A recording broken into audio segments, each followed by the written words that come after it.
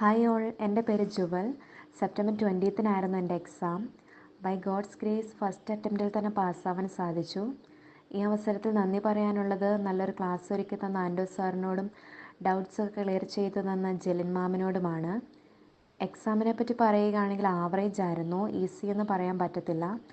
ഒരു 30 ക്വസ്റ്റ്യൻസിനടുത്ത് എനിക്ക് ഡയറക്റ്റായി വന്നിട്ടുണ്ടായിരുന്നു. കൂടുതൽ ക്വസ്റ്റ്യൻസും നോൺ ഫാർമക്കോളജിയിൽ നിന്നായിരുന്നു വന്നിരുന്നത്. ചില ക്വസ്റ്റ്യൻസ് കൺഫ്യൂസിങ് ആയിരുന്നു. 2-3 പ്രാവശ്യമൊക്കെ വായിച്ച് മനസ്സിലാക്കിയതിന് ശേഷമായിരുന്നു ഞാൻ അറ്റൻഡ് ചെയ്തത്.